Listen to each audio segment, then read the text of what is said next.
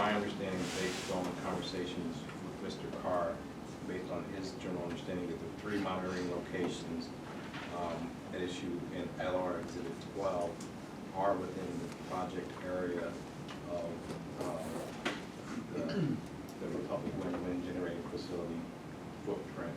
So that's what you actually look into, that's what I found out.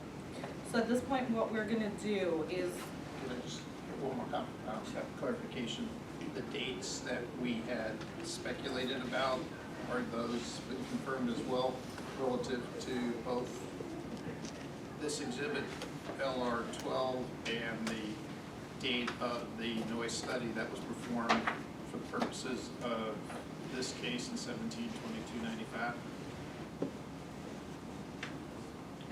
In your honor, if it helps, you asked me to find the specific dates of the sound study in this case, and those specific dates are February 3 through 18, 2016. And you'll find that on page 5 of the noise report that is in Company Exhibit 1E.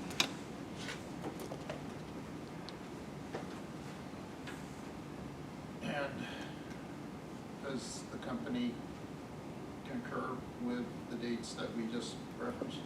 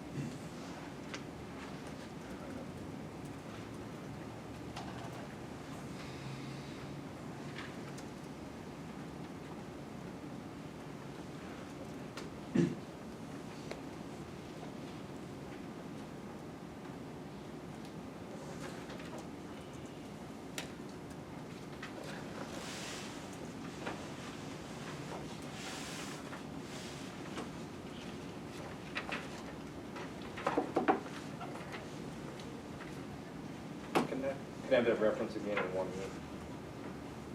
For which one, sir? You said, Oh, 1E? Yeah. That would be page 5 of the noise report. That's in Company Exhibit 1E.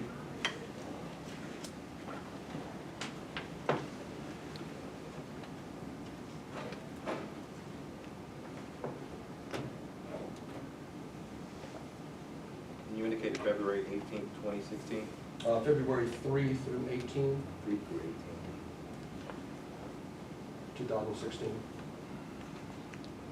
That appears to be correct, Your Honor. okay.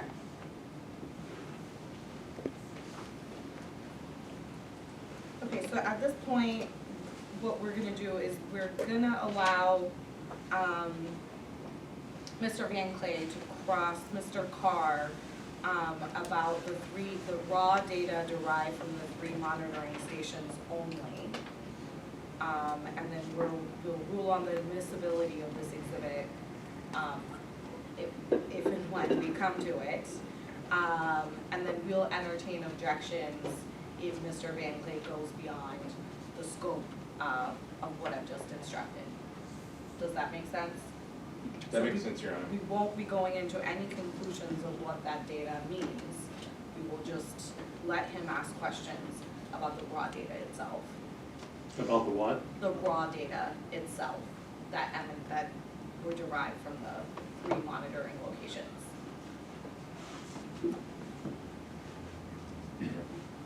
Any questions? I'll raise it through objection, Your Honor. Sure.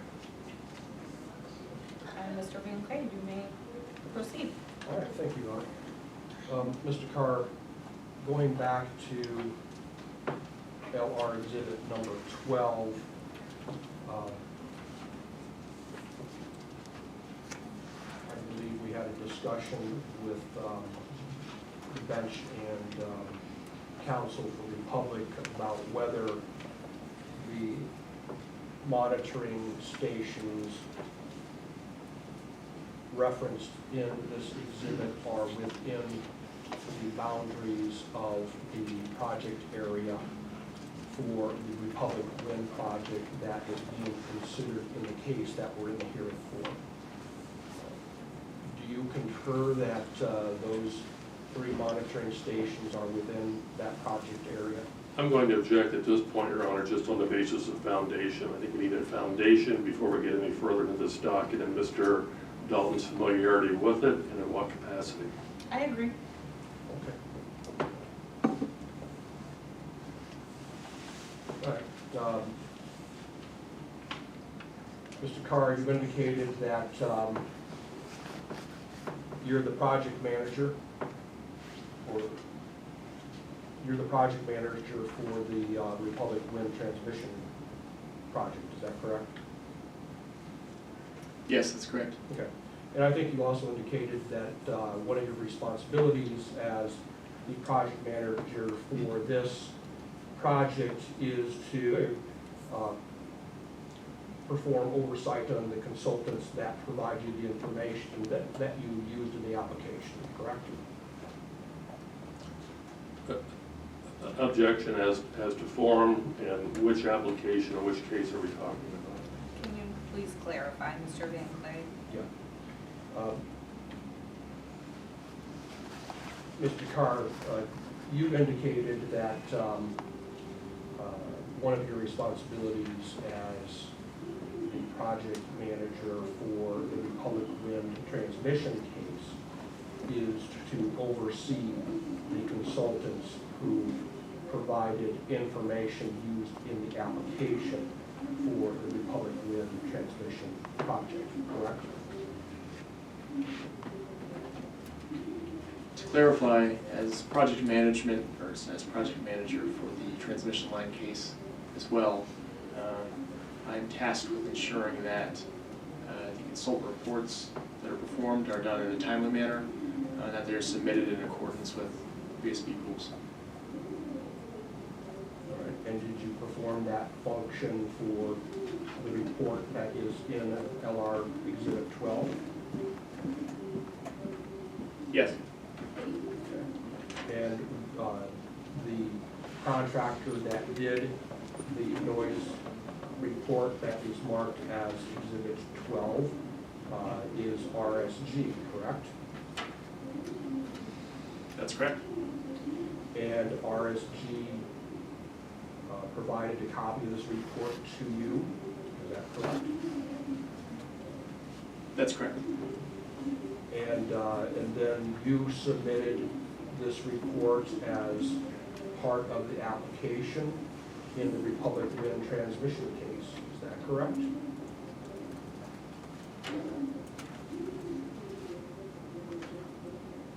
This report was submitted in collaboration with both our counsel, Bricker Eckler, and our consultant, EDR.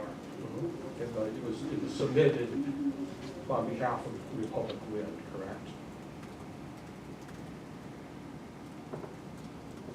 Yes. Submitted on behalf of the Republic Wind transmission line project.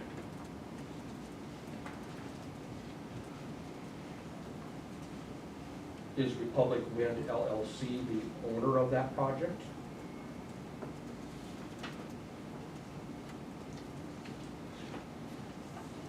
To my knowledge, I would imagine so.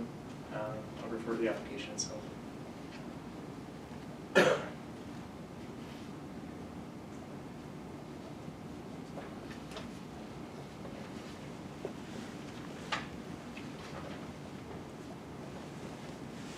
Have you at any time, including today,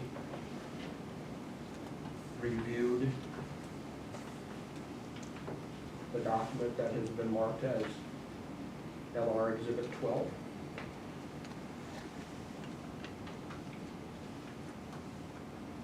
I'm generally aware of this document. Picked through it briefly. Have you reviewed any part of it? Again, I've picked through it briefly. I wouldn't say that I've reviewed or studied this document. You're familiar with the area that's included in the project area for the case that we're in the hearing for today, correct? familiar with the project area for the Republic Wind project, yes. Okay. And you're also familiar with the project area that is being proposed in the Republic Wind transmission case? Yes, I'm familiar with both project areas. And based on information in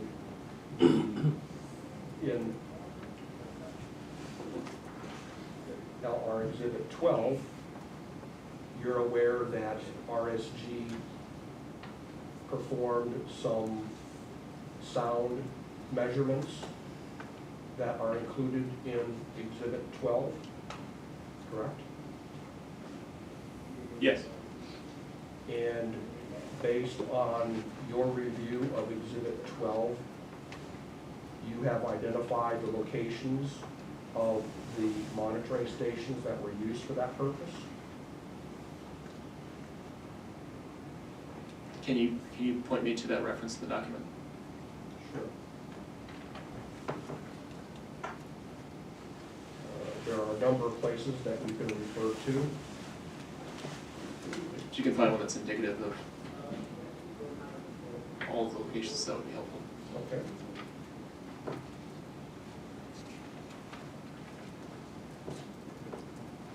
You can go to page 7 of LR Exhibit 12. And I would refer you to figure 12, or figure 2. One more time, page Page 7, 7. figure 2. Thank you. Okay. And it shows that there were 3 monitors for sound measurements, correct?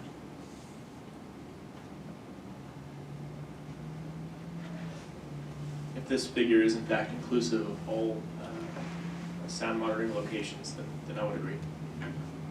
I'm sorry, I didn't understand your answer. You seem to be asking whether I can confirm that all locations are pictured here. Again, I'm generally familiar with this study. If you can point me to where in this study as well, we reference 3 total locations, that would be helpful. Okay, sure.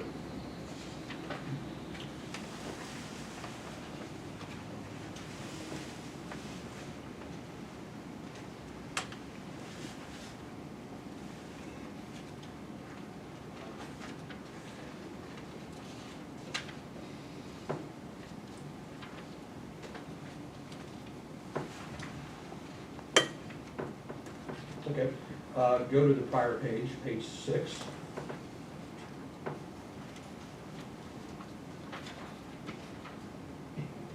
Under the heading of 3.1 location descriptions, the first sentence reads, background sound level monitoring was performed at 3 locations near the proposed transmission line routes. You see that sentence? Yes. Okay. All right, now going back to number 7, page 7. Again, I'm going to object at this point, Your Honor, as well, because there's really no foundation as to Mr. Carr's familiarity with how the study was conducted here. He's being asked to read from a study and assume what is in the study was in his knowledge at the time this project or this study was performed. Well, Your Honor, I'm trying to do exactly what counsel requested I do, which is provide a basis for Mr. Carr's knowledge concerning the fact that as admitted by counsel, the monitoring stations are located within the project area for the case that we're hearing today. So that's basically my intent. I'm leading him at his request, showing him where those monitoring locations are stated to be in this document, so that he can ultimately answer that question about whether the monitors are located in the project area for this case. Your objection's overruled. Let's see where the survey play goes. Go ahead, Mr. Ankle. Okay, thank you. So, Mr. Carr, if you look at pages 7 through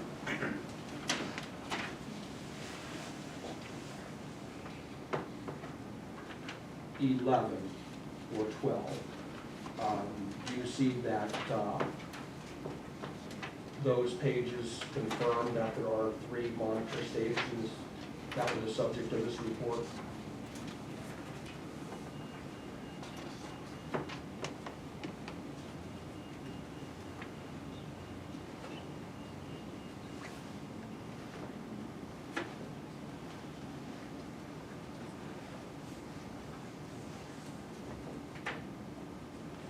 Generally speaking, this page range appears to depict and describe those 3 monitoring locations that appeared on page 7. Okay. And those monitor locations on page 7 are labeled as west monitor, middle monitor, and east monitor, correct?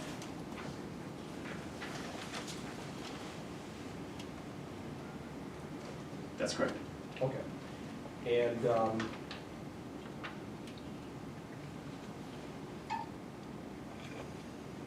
based on the map that we see in figure 2 on page 7,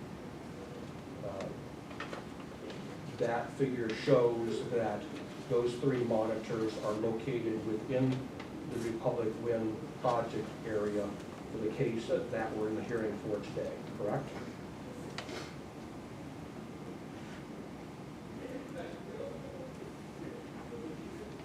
Given the information at my fingertips, these monitoring locations do appear to fall within the general project boundary for Republic Wind. Okay. All right, now I would like you to go to page 24, exhibit 12.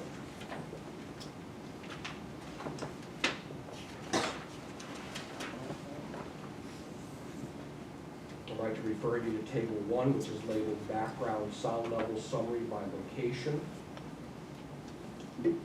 And you will see there that the data for the nighttime LEQ for the middle monitor is 35 LEQ, correct?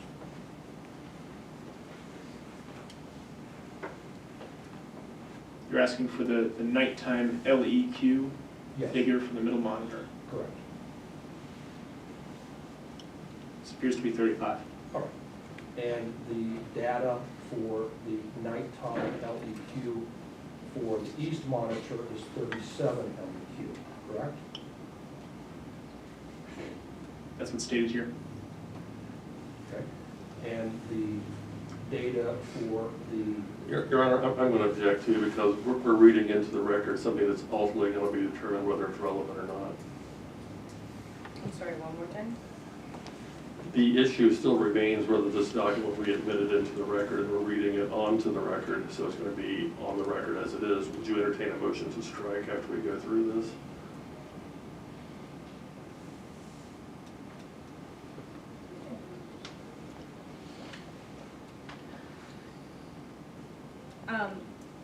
Yes, we would.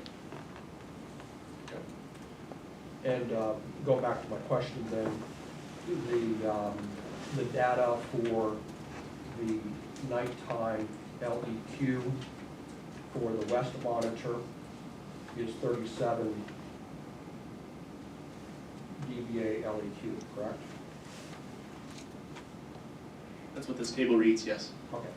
And for all 3 of these readings, for the 3 monitors, the LEQ data is provided in dBA, is that right?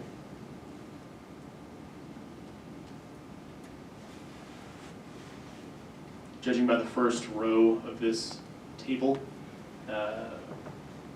quoted sound pressure level, parentheses, dBA in parentheses, that appears to be the unit of measurement in this table. Okay. All right, you can set that aside.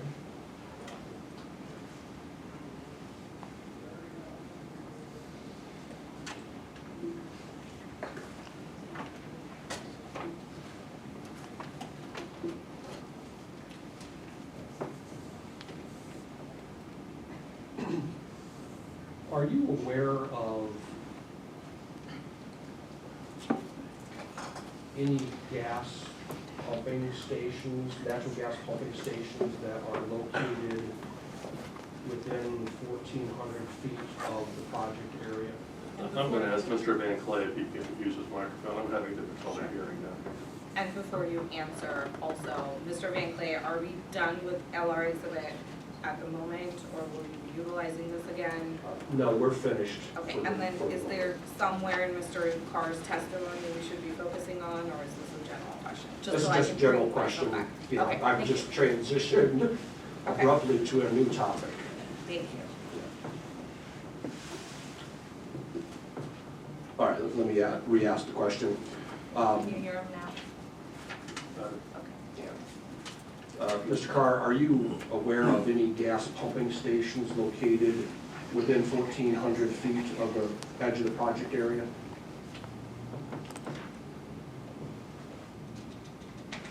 For clarity, what are you defining as the project area?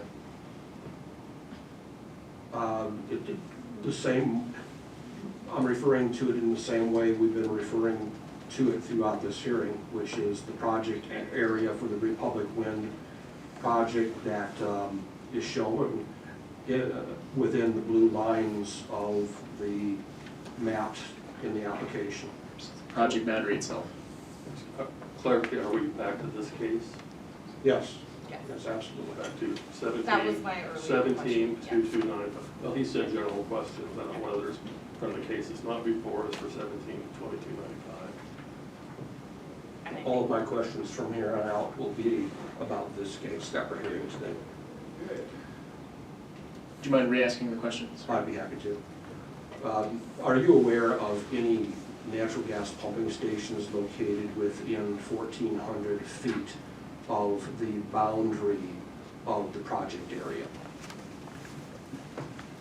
I don't have an answer offhand for that. If one exists, it is mapped and modeled. It's what again? It is modeled in our application. Well, I'm referring to, I'm asking you about whether there are any natural gas pumping stations owned by persons other than Republic Wind that may be located within 1,400 feet of the project area. I'm confused by the distinction. So Republic Wind does not own a natural gas pumping station within the project area. You're asking whether we're aware of someone else that owns a pumping station within the Yes. project area? That's Yeah, correct. I'm asking you whether you're aware of whether anybody else owns a natural gas pumping station that is within 1,400 feet outside of the boundary of the project area. I don't have an answer for you, I'm sorry.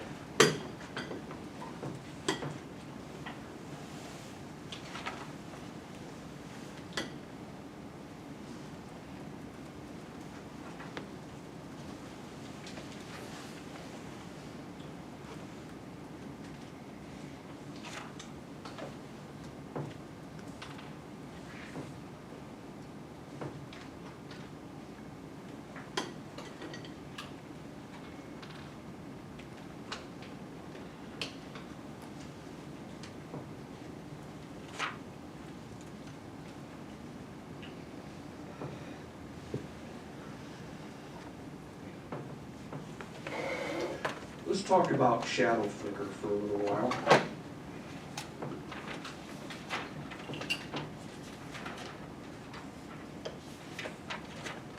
Do you know what shadow flicker is? Generally speaking, yes. Okay, would you describe your understanding of what it is?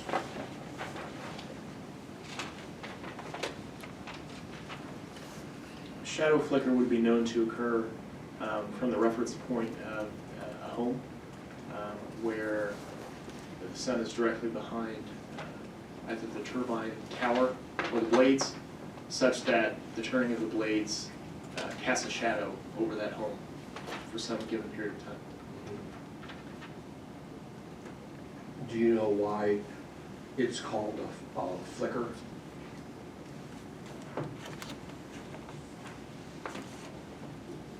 Perhaps you can define that for me. Well, I was asking whether you know how that term is used in the words shadow flicker, you know? It appears to be a reference to the blades turning. And the blades turning with the sun behind them creates a flickering light or a flickering shadow, right? I wouldn't say that a light is created by the turbine. I would say that a shadow is cast. Okay, fair enough. So by turning in front of the sun, the blades of the wind turbine cause alternating shadows and sunlight to be cast on areas behind it. Is that correct? Where otherwise sunlight directly would be cast on a home, you would have an alternation between a shadow and sunlight. Yes, okay.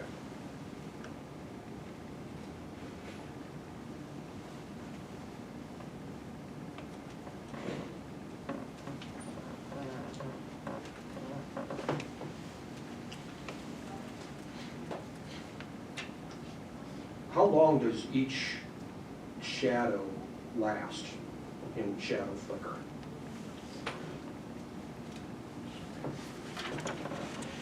I don't have that figure offhand.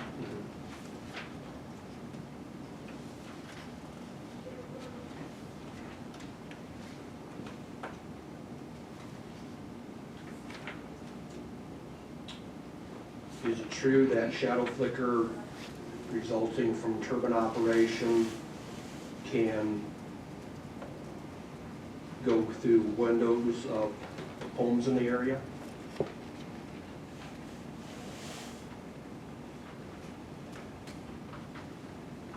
I would imagine that if you have a transparent window and a turbine is in between that window and the sun, that shadow flicker resulting from that turbine would in fact penetrate that window. By the way, do you know how fast the turbine blades turn for the turbine models that you've chosen for this project? I don't have that figure memorized. Is it more than 100 miles per hour to your knowledge? I wouldn't like to speculate.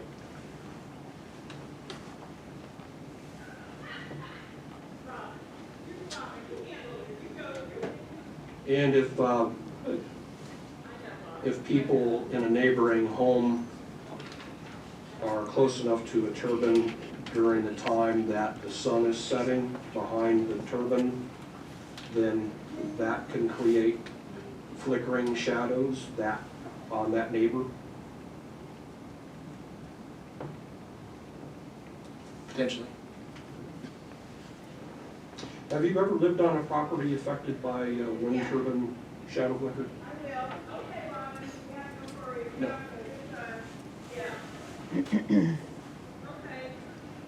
Have you ever lived close to a wind turbine, let's say within 1,600 feet of a wind turbine?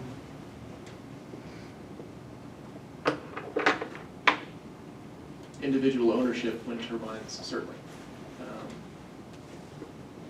I don't imagine you're asking about individual ownership. But do you own wind turbines yourself? No. Okay. Have you ever lived within 1,600 feet of a wind turbine yourself? Certainly. You have, okay.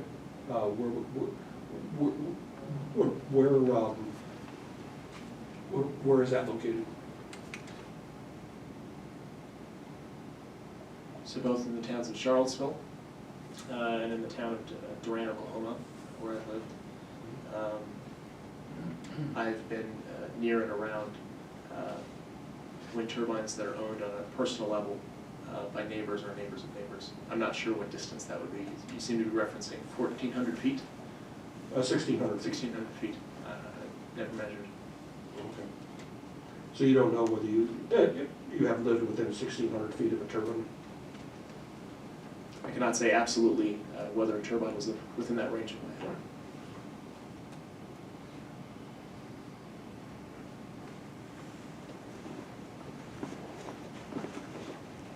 Do you know how many homes of non-participating landowners will be exposed to shadow flicker from the turbines in Republic Wind project? I don't have that figure memorized. I'll refer to the application.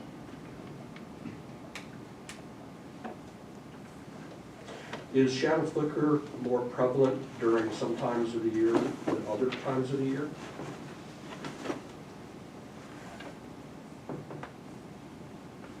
I'm not sure.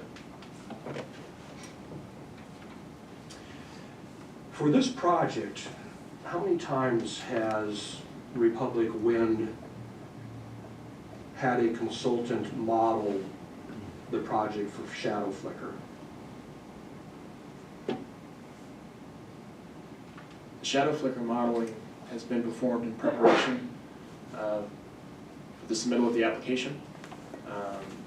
This modeling would have been performed both with the February 2018 filing prior to. Additionally, this modeling would have been done prior to the December 2018 filing. This modeling would have been updated with any sort of change to turbine that impacted the shadow flicker as well. And was another model performed prior to the company's submission of its supplement to the application in June 2019? I don't recall offhand. The studies that were performed for that supplement were those that reflected impacts resulting from those changes. Okay. Do you have Company Exhibit 1E in front of you? If not, would you obtain it?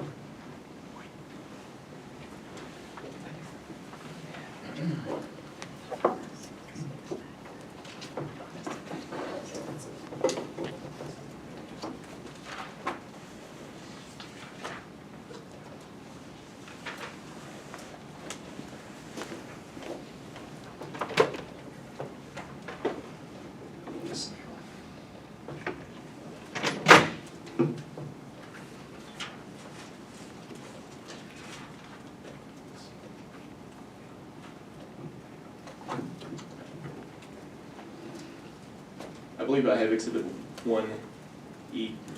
Right. So, was a shadow flicker analysis performed for a third time for purposes